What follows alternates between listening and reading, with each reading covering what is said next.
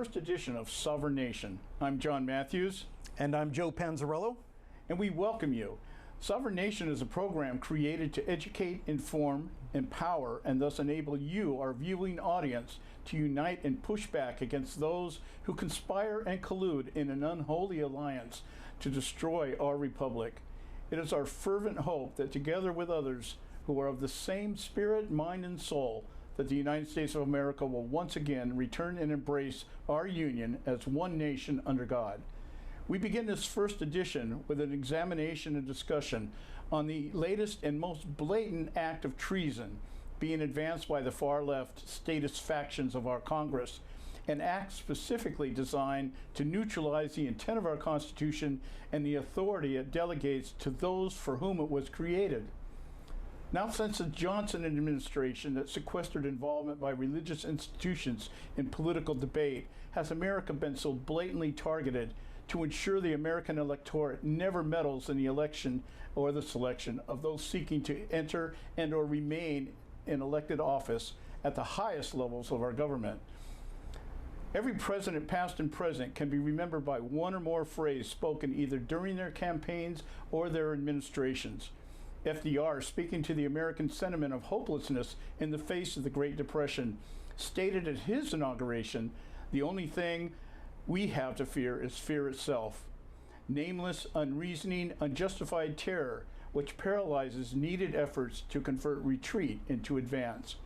JFK, espousing the utopian idealism that underscored his campaign, ushered in what historians later referred to as the Age of Camelot.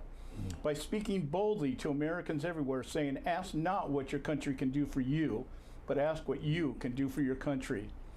Others like Bill Clinton were less eloquent, but just as powerful by simply addressing the moment with a very simple phrase, "It's the economy, stupid."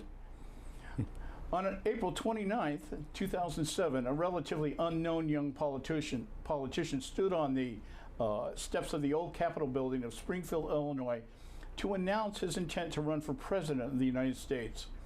6 months later, almost to the day, Barack Hussein Obama stood in front of a thronging crowd and spoke the words that would mark the beginning of his tenure in the world's most powerful office. He stated, "We are 5 days away from fundamentally transforming the United States of America." Obama was speaking openly for the first and perhaps only time of his campaign. Gone was the pragmatic centralist he so successfully convinced the voting public would guide his policies and governance style. Though his real objective in attaining a fundamentally transformed America went unnoticed by too many, today we see the end game. We are talking about the very cornerstone of American exceptionalism, the very epicenter from which our economy is fueled, our borders are protected, and our freedom guarded from tyrannical despots. We're talking about our federal election system. Sitting before Congress today is perhaps the most fundamentally transforming piece of legislation ever attempted by those who desire to turn America into yet another despotic banana republic, controlled by a globalist union that pick winners and losers based on their loyalty to those in power. We're talking about Senate Bill 1, or SB 1. It's also known as HR 1. The public knows this bill as the For the People Act. If you attempt to read the bill, you will find yourself quickly asking, what people are they talking about? In order to answer that, you need to examine closely what Obama meant back in November 2007 when he said, "We are 5 days away from fundamentally transforming the United States of America." Obama's vision, his plan, his motivation for political office is to simply transform America from a republic to an oligarchy, from a government of the people, by the people, and for the people, into one that serves those who deem themselves as gifted in controlling all aspects of life for the good of all. The presupposition of a republic places the value of the individual as the purpose of existence. Each one of us is created in the image of God, ordained at conception, commissioned with purpose, and enabled with authority and power as subscribed by our Creator within His terms and conditions. Faith and hope is learned as a source of strength and ability. This requires the establishment and continued diligence of our spirit, soul, and body in the development of our relationship with our Creator. Through our respective experiences under God's guidance, grace and mercy, we eventually discover that happiness in life is not solely found in what we obtain, but in the journey itself. In turn, this relationship teaches us that by maintaining God's order in our lives, we become productive and effective dual citizens of heaven and earth. Our strength and character contributes to the preservation of civil society and validates our testimony of the goodness of God. Eventually, it will warrant our place in eternity, where our view and understanding of God's glory becomes fully manifested. In a democracy, there's also value placed on the individual, but only to the extent of what he or she contributes to the whole. It is within this paradigm we begin to see an erosion of godly values, and the presupposition of equity begins to replace that of equality. Equal outcome is seen as a fundamental mandate regardless of effort or lack of it. In simpler words, entitlement over opportunity is the end game. Within this paradigm, the present is seen as more important than the future. Our body and soul, with its desire and lusts, are seen as more relevant than the eventual destiny of our spirit. It becomes our duty to sacrifice our individuality for the sake of the common good of all. Obama clarified this for us in June of 2008 when he declared democracy demands that the religiously motivated translate their concerns into universal rather than religion-specific values. It requires that their proposals be subject to argument and amendable to reason. As they say, the devil's in the details. Such is the case by those who champion democracy as a cure to all that ails us. Thomas Jefferson once defined democracy as the act by which 51% of the people tell 49% of the people what to do. And though that is what those like Obama want us to believe democracy is, the means by which we attain social justice, nothing could be further from the truth. First of all, democracy as defined by statists are those events and policies that preserve the power and influence of those who wield them. Anything that aids the establishment is seen as democratic. Anything that doesn't serve the establishment is anti-democratic and therefore a threat to who we are. What Obama and others like him who claim to be defending our freedom and right is really inferring is an ideology known as oligarchy. Oligarchy nurtures the idea of self-sacrifice for the good of the state rather than oneself or even the good of the collective. It reduces the individual to a simple state of existence as a tool to be used until its expiration date or its inability to produce. The method by which oligarchy is being sold to the public is actually ruled by the mob. We find our government advancing policies and legislation by pandering to demographics that by themselves are an identifiable minority. Blacks in America make about 13% of the electorate. Out of that 13%, only 2 to 3% align themselves with organizations like Black Lives Matter. Hispanics and Asians that vote are far less in numbers. Homosexuals make up 2% of the population. Those who engage in activism are less than 0.5%. Yet these groups are portrayed by the media as mainstream America and given the weight of the majority by proxy. So the end game is to get majority of Americans to surrender their rights and privileges in exchange for peace among the disenfranchised. SB 1 is before the Senate. They say they will vote on it by the end of this month. That remains to be seen. The deciding vote currently lies in the hands of Joe Manchin, Democrat senator from West Virginia. Arizona Senator Kristen Sinema is said to be on the fence. History shows that there will be no vote unless the Democrats know they can win. It remains to be seen where this ends up. One thing is for sure, if SB 1 passes, America as we know it will cease to exist. Elections will become simply an exercise in futility to the benefit of the fascists that want a new world order. To those of us who remember Benjamin Franklin's words to Mrs. Powell upon the ratification of our Constitution, "You have a republic if you can keep it," we will lament Obama's fundamental transformation of the United States of America. We'll be right back.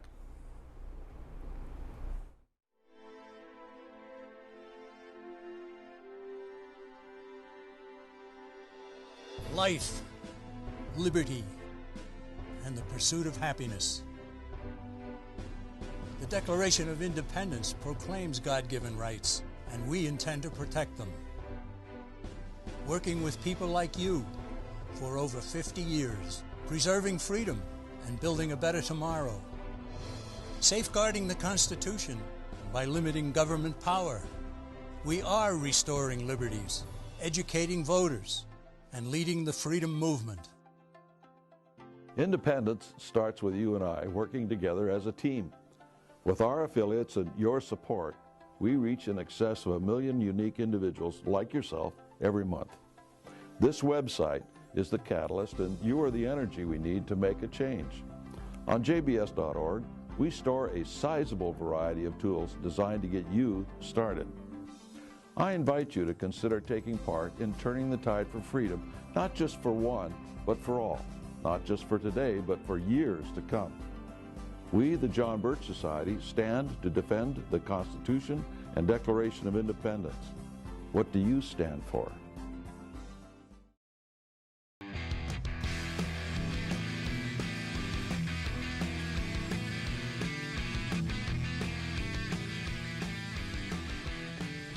Well, welcome back to Sovereign Nation. I'm John Matthews. And I'm Joe Panzarello.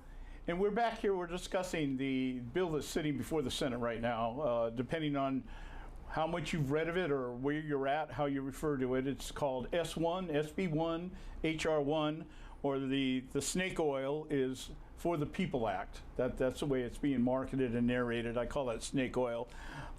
And we want to take a moment to kind of dive into this a little bit because, as I was telling Joe, I have been finding in my public speaking that there is a massive lack of knowledge that this bill even exists. And when you dive into this a little bit, because as I was telling Joe, I have been finding in my public speaking that there is a massive lack of knowledge that this bill even exists. And when you start explaining to people some of the aspects of this bill and what it's targeting, people shake their heads like, that can't be. Not in America. It's like, for some reason, no, America wouldn't do this, which I guess has been kind of the problem for quite a while in America, is that we don't know. They wouldn't go that far. They wouldn't take away our democracy. They wouldn't take away our rights and everything, but they've been doing it for decades now, little by little. And so, Joe, what is your take on HR1 so far, or SB1? You know, in the same light, John, as you describe it, as the system itself changing and not being able to recognize our electoral system again, you couldn't be more right with regards to that statement. This is something that we've started to learn a lot more about because of the summaries that have become available. You know, the average person can't necessarily sit down and read the almost 800 pages of a bill like this. And even if they do, they're oftentimes confused as the intent of the bill because it's sold to them, it's marketed to the people as something different than it actually is. Oh, isn't it? It plays to the old adage of, we always go back to Nancy Pelosi now, almost verbatim, when we have bills like this, is we have to pass it to find out what's in it. Yes. And I know when I read the bills, I get lost. Now, I worked for the government for years, and I used to write certain job descriptions and stuff like that. And there's a certain jargon that's used in government, in the world of government. But I read stuff like this, and at times I just find myself saying, well, did you just say something and in the next line undo what you just said before? Or am I not translating this right? It seems like you're laying some kind of preface down to make a point, and then all of a sudden the point just never seems to materialize. And I don't know if that's by design. Do you think that's by design? Absolutely by design, my friend. There's no way to get around it. You know, if your jacket is obviously red, if I was to sit here and tell you that your jacket is green, and I tell that to you over a period of time and enough times, you'll start to believe that your jacket's green. You can say, you know, Joe, you know, it is kind of greenish a little bit, I think, you know. And it all lies in deception, John, unfortunately. And to have titles of these pieces of legislation, you know, For the People Act, just as this latest example. You know, we've seen countless examples of things that show up on the ballot that has a certain designation or name of the bill that makes the average voter think it's a good thing, there's something in it for them, this is beneficial to the community, until you get in it and read the fine print. Do you see a tie between this type of thing when we name bills for the purpose of marketing rather than explaining, and then we see the same thing happening? I call it the headline mentality. The average person today, Right. when they see a news article or something, it's the headline. And the headline, I don't know how many articles I've found. You Right. read the headline, but then when you read the article, there's nothing really in the article that refers to what the headline says. Oh, John, I mean, the fact that, you know, in your monologue you mention Obama a couple of times and his phrase, right, about fundamentally transforming America. What did Obama do during his entire 2 terms? The guy was out there traveling. He was campaigning. Even after he got in office, he was campaigning, and now we're seeing Joe Biden do the exact same thing. They're out there because they have to sell what they're trying to implement, what they're trying to pass, what the wool they're trying to pull over our eyes.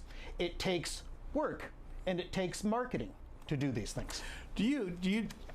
The word I keep thinking of, I remember one time reading in history, and I don't know if this is an accurate quote, but there was supposedly a conversation that took place between Mark Antony and Caesar when they were getting ready to take on Pompey. You know, he'd returned back, and he's like, okay, you know, the problems that arose between those two guys, and he decides he's going to violate Republic law and bring the army into Rome, that kind of thing.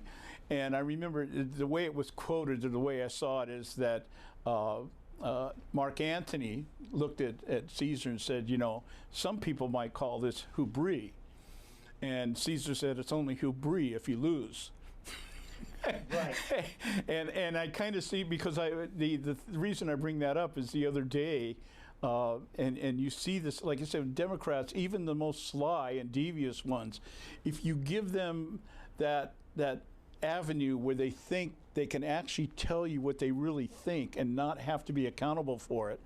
And Obama comes out and actually says in the public realm now that Joe Biden is actually carrying out his 3rd term, which we knew from the very beginning the reason he was chosen was for that very reason. But now this seems like, well, I think they sense now we can go after the very cornerstone of American exceptionalism. Now we can come after the very thing that has been keeping us in check since our existence, is that we can now run the entire election system and ensure that Americans will never have any decision, any say anymore as to who rule. Not that I believe that we have had that for quite a while now, but I mean, you understand where I'm coming from on that? And that's a fantastic illustration, actually, John.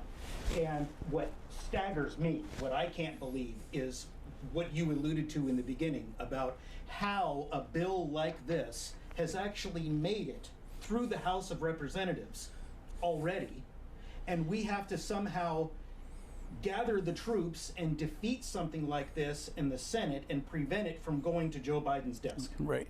Do you see, and I just want to get a little bit provocative here, which is one of my favorite things to do. Sure. Do you see any Republicans, like maybe a Mitt Romney or somebody like that, going with the Democrats before this thing's over? I absolutely do. And who would you single out? You know, there's always the Mitt Romneys, the Susan Collins, these people that are in the Senate, these rhino Republicans, neoconservatives that have infiltrated our government.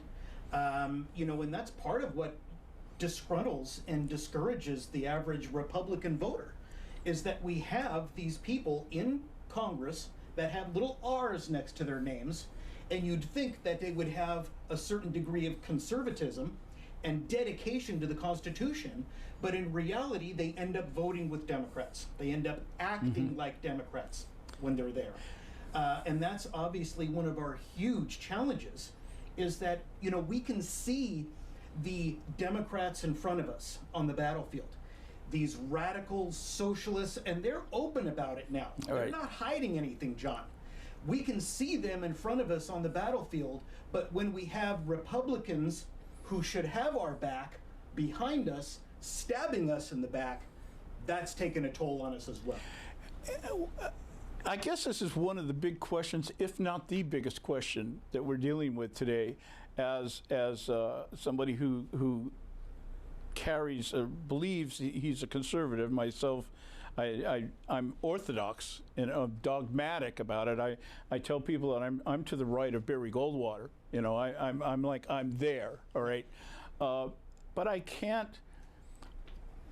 What is it? What has happened to the point that we've come to this point where we have Republican representatives that are actually more afraid of the other side than they are their own constituents? I have yet to be able to process that.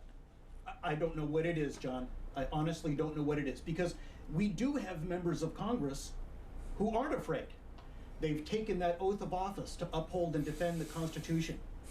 And they're voting in line with the Constitution pretty much all the time. Thomas Massey is one of the best examples today. Dr. Ron Paul was when he was in Congress. Rand Paul.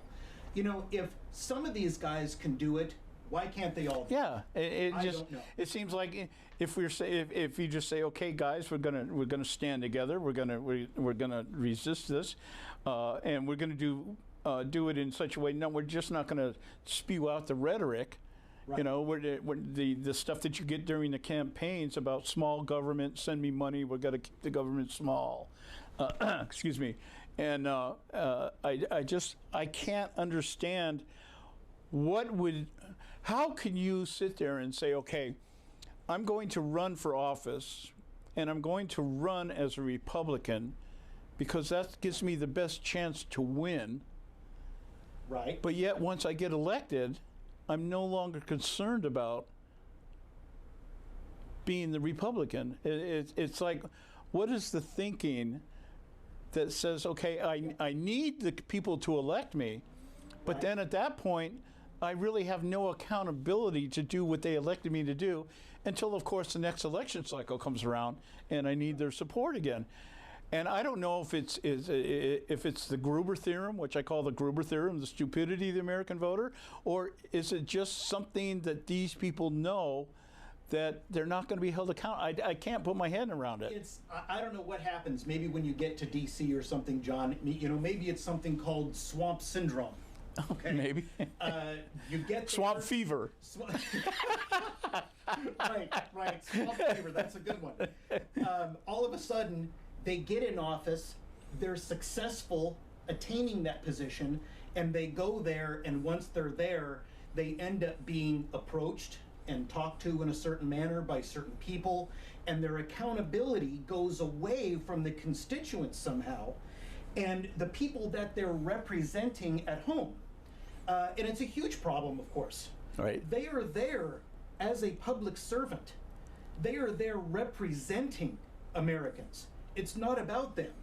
And so that's where we get this big conundrum oftentimes. Right. Is that we get a good conservative in office, we win that battle, we win that election, but oftentimes they lose that conservatism, and they end up voting in a manner that we don't necessarily approve of. Right. Yeah, I agree. I was just thinking as you were talking, I was just reminiscing back to, I remember the retirement of John Boehner, who I always felt was probably one of the biggest examples of how this works. Here was one of the original authors of the Contract of America with Newt Gingrich, right, and turned out to be the biggest supporter. I remember him saying something along the lines that I will protect the institution above everything else. That's basically saying the establishment is more important than the people that have elected me. And yet the average American can hear something like that, and they don't process it within that context. It's like Obama saying, I'm going to fundamentally transform the United States of America, and everybody just kind of sloughed that off. It's like, well, what's that mean? Sure, it went over their heads. Yeah, and what I think what each person processed it was mean, oh, I'm going to get more stuff. You know, he's going to do more for me rather than the country, or preserving the republic and the rule of law and preserving civil society, doing those things that he actually campaigned on. Remember the transparency promise? I'll put everything up on the website for 5 days, and we never saw anything on the website. No, no.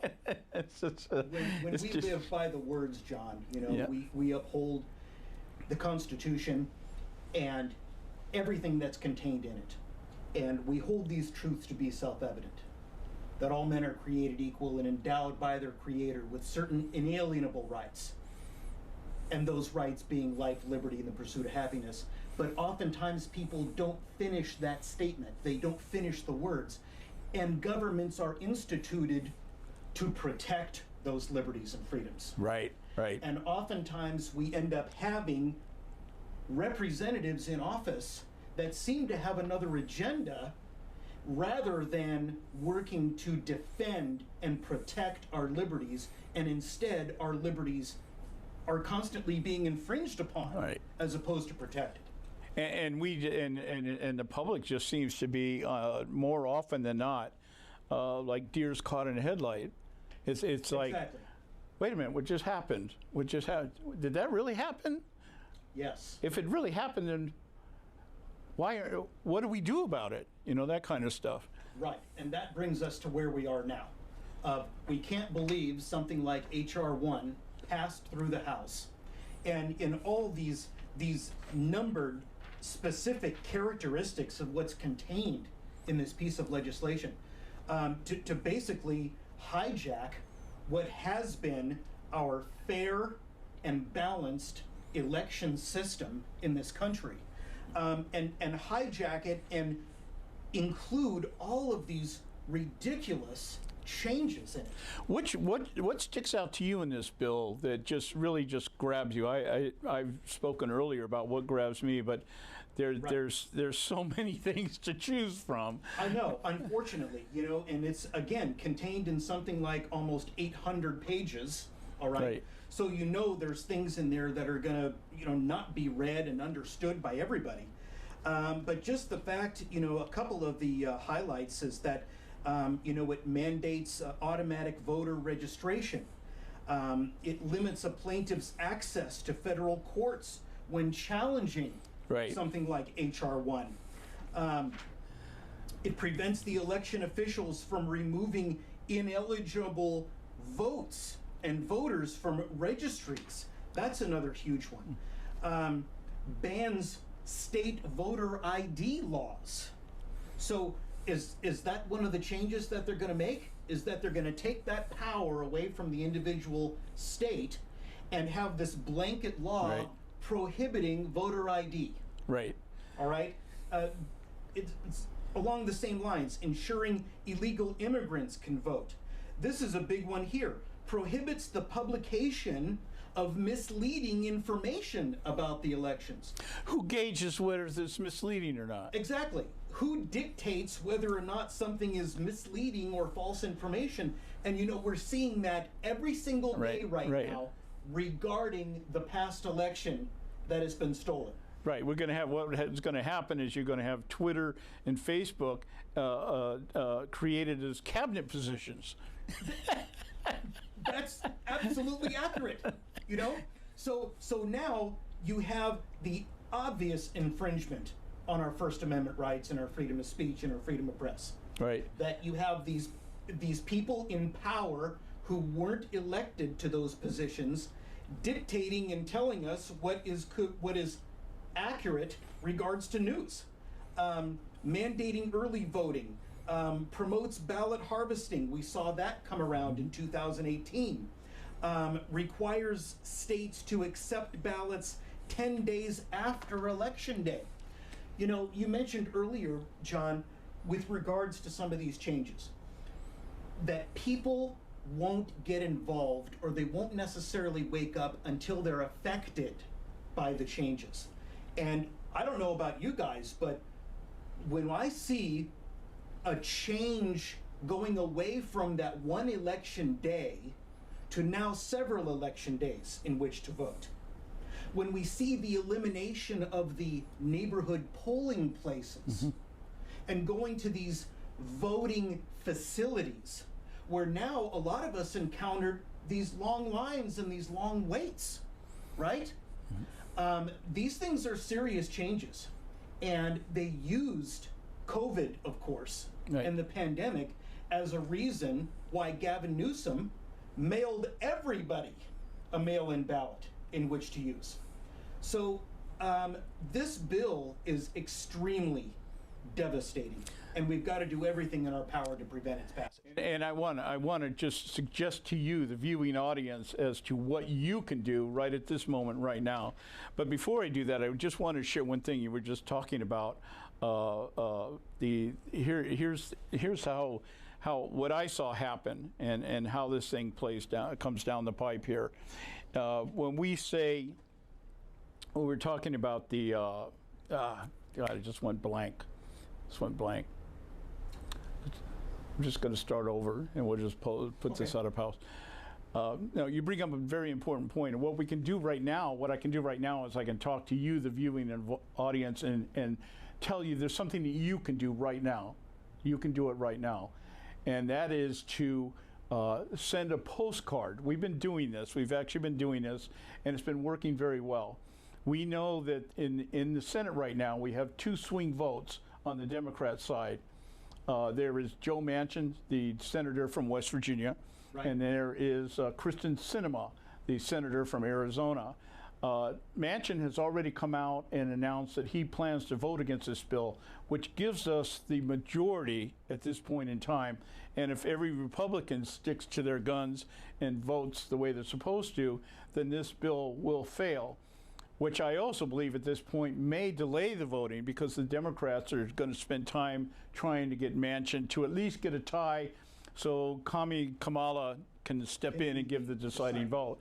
But what you can do, and what we've been suggesting doing, and what I believe may have been contributing to Joe Manchin's decision, is that we ask that you, the viewing audience, take the time to write a postcard to each of these 2 senators, whether you're Republican, Democrat, or we're not talking about party politics right now.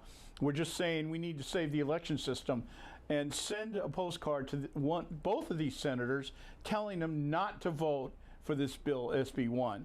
And let's hope that there is such a voice, that these people still have some level of conscience, that they want to serve the people that have elected them, rather than the institution or the establishment. So having said that, we're going to go to a break.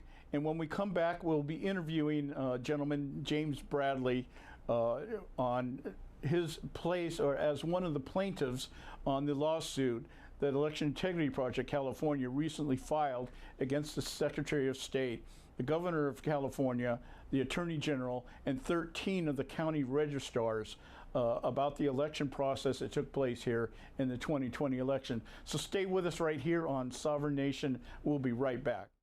Being a modern digital marketer is demanding.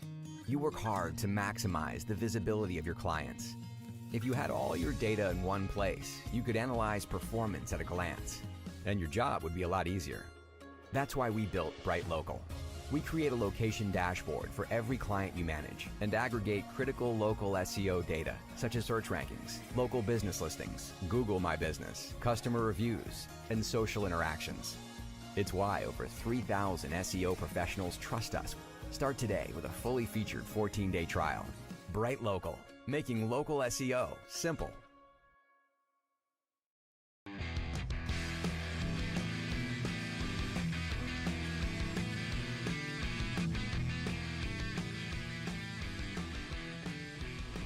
Well, welcome back to Sovereign Nation. I'm your host, John Matthews, along with co-host Joe Panzarello. We have with us right now James Bradley. James is a third-generation veteran, having served in the Coast Guard from 1981 to 1986. He obtained a Master's in Finance, International Business and Policy degree, and has over 30 years of senior management experience in healthcare and international business. James ran for Congress in the last election against Ted Lieu. from District 33. That's where I met James. I met him during an Eagle Forum meeting. James has announced his intent to run for the U.S. Senate in 2022 against Alex Padilla, who was appointed by Gavin Newsom to replace Kamala Harris. So what we're going to do now is we're just going to talk about his involvement in the EIP California lawsuit against the state of California, as well as the governor, the Secretary of State, the Attorney General, along with 13 of the county registrars. James, thanks for coming on. My pleasure, and thank you for asking me to join you. Yeah. What I wanted to start out our interview with was asking how it was that you came about to join, become one of the 13 candidates that are co-plaintiffs in this lawsuit with EIP California against the state of California. Great question. Actually, I was called prior to the general election by a Bernie supporter that did a lot of forensic information in the last elections. He said, James Bradley, I want you to know that there's going to be some election irregularities. And I said, what do you mean? Ballots printed in different locations, perhaps out of the United States. Also, they're going to be messing with algorithms. And I, of course, I'm a techie. So I asked him, you mean computer algorithms? And he said, yes. So at that point, I sent out a press release saying, putting Ted Lieu and the DNC on guard, that if we found any election irregularities, that we will pursue to the letter of the law those that are responsible and hold them to account.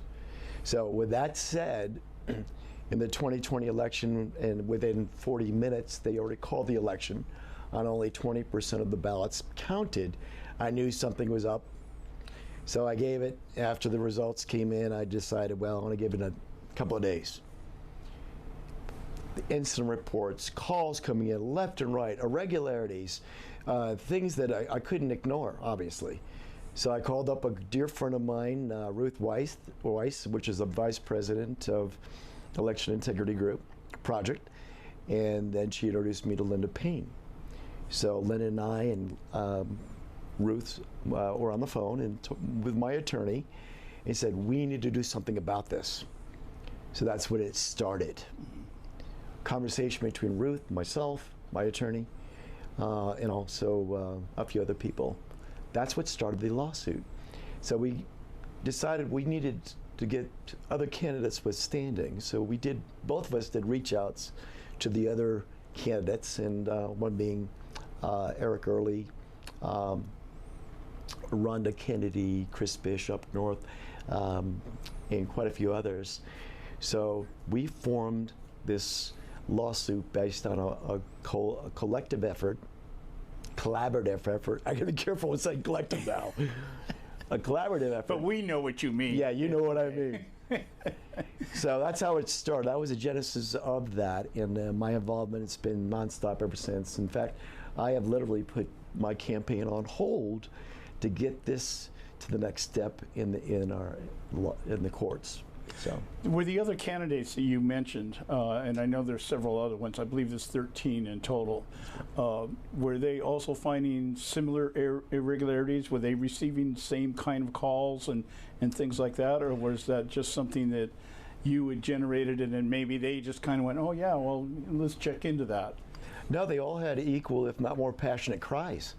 People, their constituents reaching out to them and saying, we see something, we hear something, we need to report it.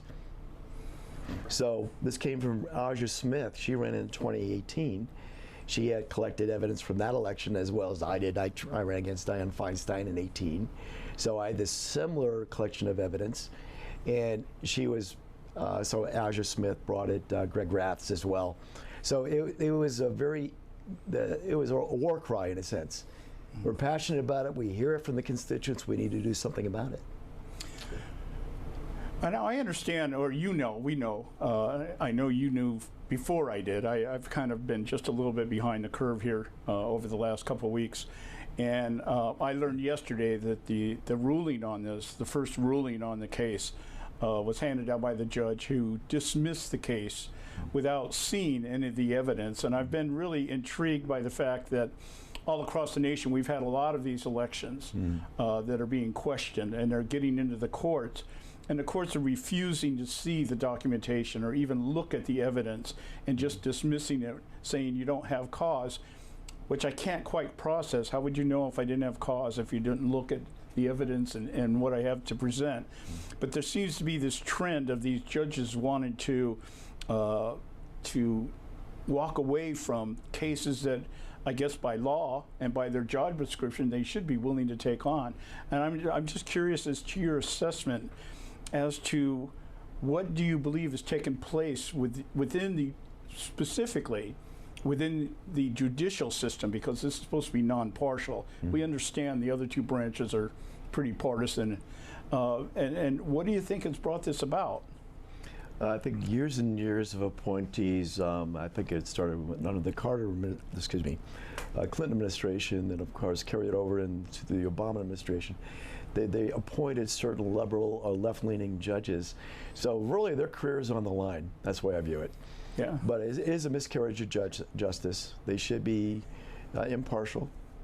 And I think that's partly one of the many reasons. Their jobs are on the line. I'm kind of naive in this. Maybe you can help me out, Joe. When we talk about, in this case, the state Supreme Court, the judge passed this ruling, it's because of the fact that they're appointed. There is no ability or authority for us to recall people in this position? That's a very good question. I think in even appointed positions, you can form a complaint or an affidavit process saying that you violated your oath of office, more importantly the Constitution, you need to step down. Okay, and we know that the affidavit process, because I've just recently become involved in some of this, is that you present an affidavit through the sheriff. The sheriff presents the affidavit to the person that is being complained against, and that person either has to accept or reject, at which time it is the sheriff's responsibility then to arrest the person if they reject or refuse to respond to the affidavit. Am I correct there? I think you are. Okay, so it just seems to me, I don't know, I'm still trying to process this idea that judges can just refuse to hear evidence and then make a ruling by not looking at the evidence. I just can't get my head around that. It just seems to just... Well, that's clearly what happened in our case. He ignored the evidence that we've compiled over time with the Election Integrity Project that collected over 10 years of evidence, in fact. In this last election cycle, we already had, I think, somewhere in the range of 1,700 sworn affidavits, 700 of which were actually included in our case. Right. So why he chose to ignore that is beyond my comprehension. And honestly, he actually did us a good favor. Well, he did, and I think that our audience should know that we at Election Integrity Project, because I am involved with them also, we fully expected this to go up the chain. We knew that we have no friends in the state of California because of what we're trying to do, and it just so baffling to me, or not baffling. I don't know if I have the word for it, but the idea that everybody cries about integrity. Oh, we need transparency. We need integrity. And then when you say, well, let's put it under the microscope and let's see if we have it, all of a sudden integrity is not an issue. And they seem to also want to countermand it by saying, okay, because you're questioning the results and you're questioning what we've done, you're the one that lacks integrity. No, clearly. Yeah, we saw that in 2016, but it was the other side that was questioning the integrity of the elections, as well as the 2018 elections. So yeah, I love the hypocrisy that we've seen coming in from the left, and clearly we need to get to the root of this.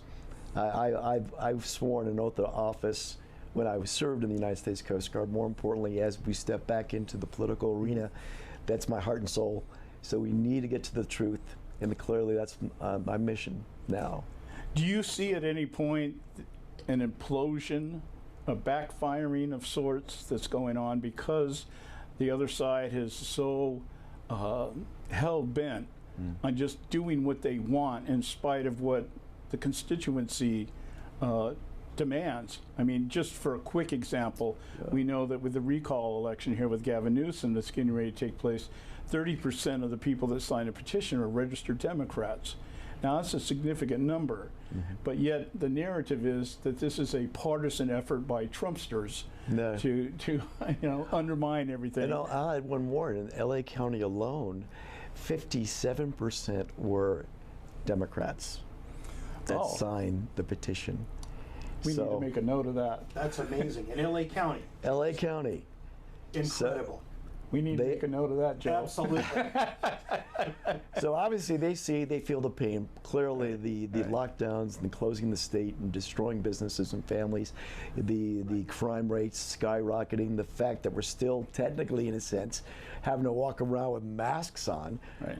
And it's already been proven medically and scientifically, if you want to look at the true science, not the faux science, masks are not good, especially in open air, more importantly. But we've seen that, and I think the Democrats, I thank you, the blue dog Democrats that see what's going on, that signed the petition, thank you for that signature. Hopefully we can get some things moving across the finish line that this recall election, despite the irregularities that are still present in the electoral process, that we can get it over the finish line. Many say that anyone other than Newsom would be better. I question that, but I'm almost leaning to that favor now because of what he's done to families in the state of California. I agree, and I think the big thing for me is not, I'm kind of become a believer of the fact that we've been locked in for so many decades now with choosing the lesser of two evils. Kind of thing, and I don't know. See, I've always kind of believed that if you give a Democrat enough rope, they'll hang themselves, and I'm kind of like, if we take it away from them too soon, they won't hang themselves all the way, you know. I was just talking about that last night on my Zoom call that I do weekly with a bunch of people, and my focus last night was actually to not interrupt your enemy when he's making mistakes. Right. Exactly. Okay? Yes. Let him finish it out. Let him, open the door a little wider, especially what happened today, I think, with Adam Schiff. That's another story in itself. Right. But you're absolutely right. The more they expose themselves and continue down the path, and we talked earlier about racisms.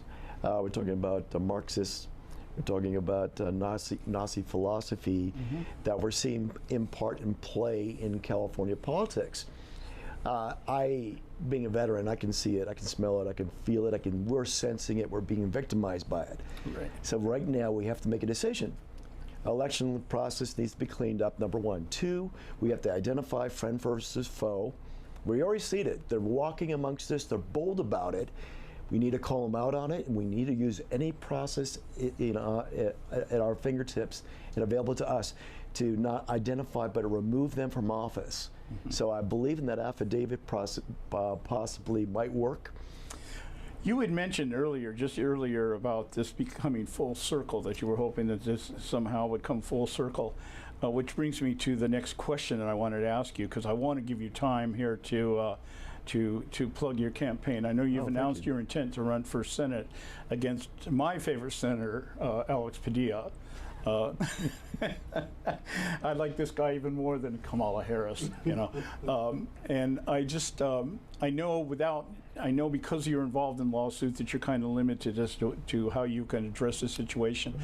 I'm curious about the fact that there's talk out there that when this hits the ballot, that Padilla might actually be on the ballot twice, and it has to do with the fact that he was appointed and then he has to run for re-election.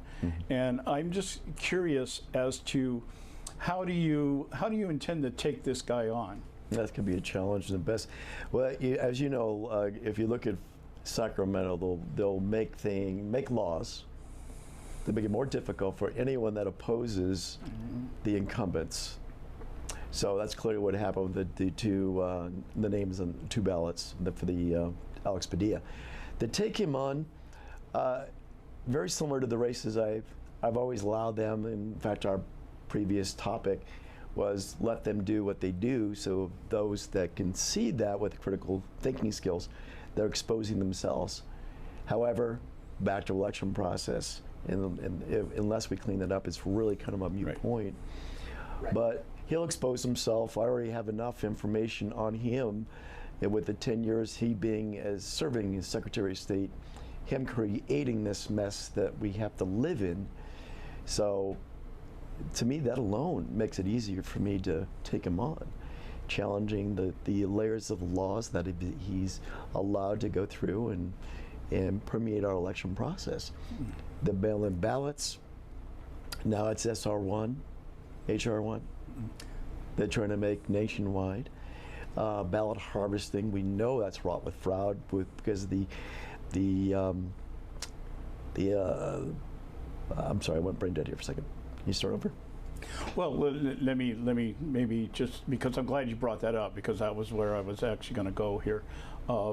As far as this HR1 bill, I am finding out in my speaking engagements and out talking in the different groups that I go to and stuff like that, that there is I'm going to say, an almost overwhelming misunderstanding or lack of knowledge that this bill even exists. Mm-hmm. And then when you start telling people about it, the looks that you get, you get the, we call them, the phrase in the military, it's like open grave eyes, right? Yes. Yeah, you look at it and it's like, you can tell they're not processing it. They're like, oh, what do you mean? What do you mean? And in regards to that, out of your reading of the bill so far, what you've been able, because I know it's 800 pages, I don't think, it's one of those things, we got to pass it so we know what's in it, that kind of stuff. What stands out to you as probably the most detrimental aspect of what this bill is trying to do outside of just taking away all state authority in the running of our elections? Well, I picked out the first one you mentioned, removing all state authority of running federal elections. That literally guts basically our power and sovereignty of each state. And we being a constitutional republic here in California, the number one is the mail-in ballots. I think that one is wrought with irregularities and crime, and the chain of custody is always in question. So the ballot harvesting, in essence, they're mimicking what Alex Padilla put in play this last election with the mail-in ballots and such. Now, the signature verification has always been a question mark here in California. The accuracy of the signature verification, the training of the poll workers, that's always been a question. And I think the Election Integrity Project identified there is very little training at best. So also with the voter ID, they want to remove voter ID altogether in this SR1 bill. Prohibit it completely. Right. And it actually, they want to prohibit not only voter ID, ID for voting, they want to prohibit, prohibit's the word, using ID to register. You can now just register online, and you don't even have to prove who you are. That's one of the things that grabbed me right away when I was the stuff I've read on it. The thing that I think that grabbed me the most was the point where the language in the beginning of the bill is that they're selling it as a campaign finance reform bill. Oh yeah. That this is going to reform our campaign finance laws and eliminate dark money and all this. And I'm like, well, if that's the case, why do we have to just give you the power to do everything? And then they justify by the Constitution. They have reinterpreted the Constitution that says that they have the authority to do this. And I'm like, well, when did that happen? Did somebody have a new Constitution out there that we haven't, we haven't seen, haven't got our hands on? Is there a second volume somewhere? That we don't know about? Or the secret volume, if you play it backwards, it sounds different kind of stuff. So it's just those things. And then the restriction on being able to litigate any questions as to what the outcome is. And so it's kind of like what you're doing is you're writing the law to basically legalize everything that we've been doing illegal that you want to take us to court over, so that you won't be able to take us to court. That's clearly what's happening. Then they won't be violating the law, technically. Yeah, right. Okay? Yeah, it's ludicrous. Yeah, and that's what democracy does. Okay? Yeah. I'm not sure what form of democracy they're speaking of. It clearly doesn't look anything like I would consider democracy. And they bastardize many parts of what we do here in our constitutional republic we call the United States. So I keep seeing it every day, and I keep fighting back every day, and everyone's attacking me, and I'm willing to take the hits and bruises for the citizens of the United States, because we really have to take a stand now. Clearly what we're seeing is not anything, it's violating every aspect I consider the roots of our nation and the framing, the fathers. So we need to really take an active role in this now. Not only me, because I'm just one voice, but everyone that's out there listening and has the passion and have seen what's going on, and they're done with it. Because literally, if you don't take a stand, you're going to look back in another 6 months past the 2022 election and the 24 election, where everything is completely gone. I mean, over taxation, over government overreach, everything being controlled by DC and working with the puppets within the blue sections of the blue states. I mean, we have a real serious issue, and I think people need to start waking up, and they need to take an active role. Grassroots organizations out there are there, they're coming up, they're bubbling to the surface. They need to really engage with that. In information's power. You don't know what you're dealing, we're in this stew, we're the frogs that the temperature is being slowly turned down. Right. That's been put in play for years now. So now I think people, and I like what you said earlier, let them do what they do to expose themselves so more and more people become awake. Right. The question is, when you're awake, what do you do?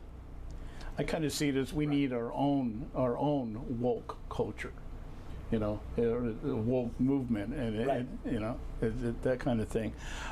We need to take a break here. I want to just take a break here, and we have with us James Bradley, candidate for U.S. Senate here in 2022, and former candidate. He ran for the House of Representatives in November, and I want to just talk a little bit more about H.R. 1 when we come back. So let's just take a break, and we'll be right back here on Sovereign Nation.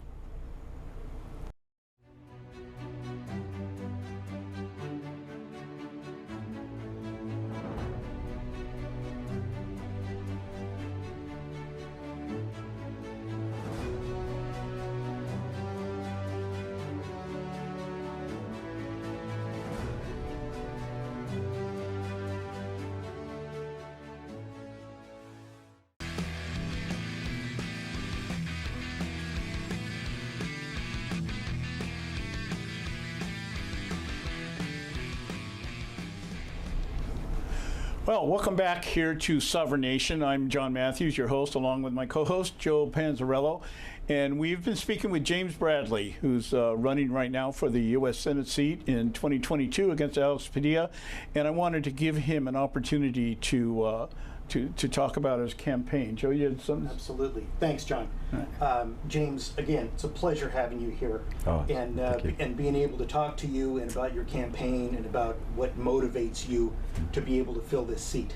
I'd like to give you all the praise in the world for talking about the importance of election integrity.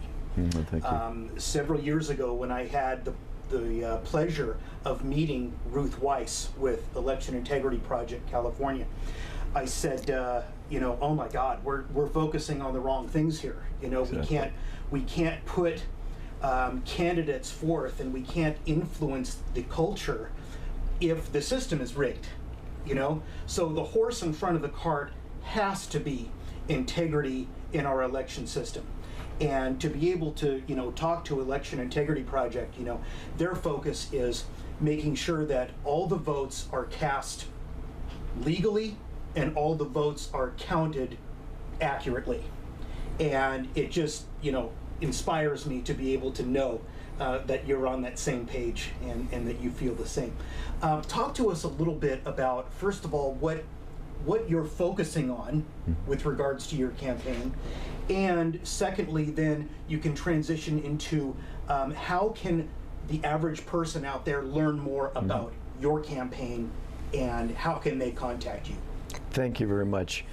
I'm focusing on not only the election integrity aspect of why it's so important for every citizen to be aware that this is this is a critical stage in history. United States, California, you're feeling it. Right. I'm only focusing on the issues, but more importantly, I'm working on solutions. As you know, we've not only the pandemic destroyed the lives of many, but we have a lot of issues that we have to face as a result with the homeless crisis that we face here. Being a veteran, the disabled homeless veteran situation that we have to live with in Brentwood and Los Angeles, I've taken that on for 2 years now. Mm-hmm. I've exposed the criminals, and unfortunately we have the FBI and DOJ sitting on the information. All right, yeah.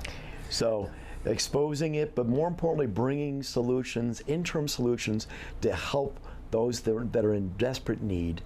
So, but the international and the national policies we can talk about, hopefully if you invite me back, talk more about that. But they can get involved in my campaign. I made it real easy for everybody. Bradley Senate. I'm an optimist. I'm already in Senate. And well, if you have God in your life, you know, you have that sense of courage and optimism. But yeah, BradleySenate.com. That's BRADLEY, Senate.com. They can go there, look at what we're doing, the platform, how we speak, and get involved. Yeah, I was just thinking as you were just saying that there is a verse in the Bible that I use. I'm a cliche person, you know. We call them life scriptures. You have certain scriptures that you just identify with, and one of them in the book of Romans is, it says to call those things that are not as though they are. And that's a statement of faith. You say you call it as it's not there yet, but we're going to call it like it is. Exactly. And we have faith that it'll happen. Again, I want to thank you, James, for taking the time to come down and talk with us. I'd like to have you back, especially as your campaign progresses, because we certainly need real conservatives running in California if we're ever going to get this thing righted and get it on the back in the course. And so I thank you again, and God bless you. God bless you, and I'm honored. Thank you. All right.